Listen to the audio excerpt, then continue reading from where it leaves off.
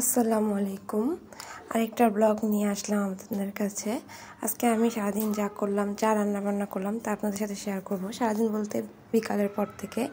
তো প্রথমে আমি সবজিগুলো সব কেটে নিয়েছি। আজকে গরু মাংস রান্না করব, আর তার সাথে হচ্ছে আমি একটু মিষ্টি কুমড়ার ঘাটি রান্না করব।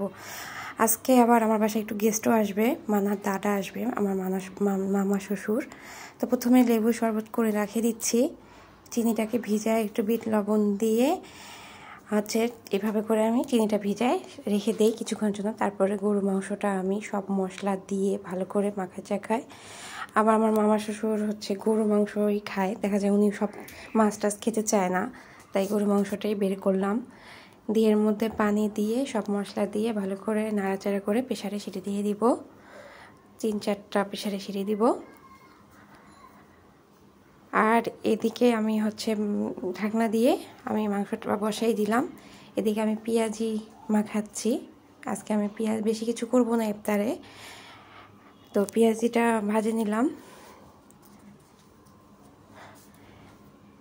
পেঁয়াজিটা ভাজে নিলাম আর ছোলা বুট বুট আছে, বুট আমার আগে রান্না করা আছে। পেঁয়াজিটা ভেজে নিয়ে আমি পেঁয়াজিটা তুলে নিলাম। আর এর মধ্যে আমার হচ্ছে পাশের বাড়ি আমার প্রতিবেশী আমাকে ইফতার দিয়ে গেছে। পাশের বাড়ির ভাবি অবশ্য সকালবেলায় আমাকে বলে গিয়েছিল যে আজকে আমাকে ইফতার দিবে, তাই আজকেও আমি ইফতারের ঝামেলা বেশি একটা নিইনি। বারবার বলে গেছে যে আপনি কিছু করিয়েন না, তাই আমি শুধু পেঁয়াজি আর ছোলা বুটাই করছিলাম, আর কিছু করিনি। ইফতার শেষে পরে আমি রান্নায় চলে গেলাম। বাকি যে রান্নাটুকু বাকি ছিল সেই রান্না করার জন্য। মিষ্টি কুমড়ার ঘাটি, এটা আমাদের দিনাজপুর উত্তরবঙ্গের লোকরা অনেক খায়, তাই আমি আপনার সাথে শেয়ার করব। এটা আমি মিষ্টি কুমড়ার কষাই নিয়ে ঘাটি করলাম, তার সাথে আমি 1 কাপ চা বানিয়ে নিলাম, চা না হলে আমার হয় না। তারপরে মাংসটাকে ভালো করে কষাই নিয়ে মাংসটাতে ঝোলের পানি দিয়ে দিলাম। এদিকে আমার মাংসটা পরে প্রসেসিংটা করলাম বাকিটা। তারপর আমি ভাত বসাই দিলাম।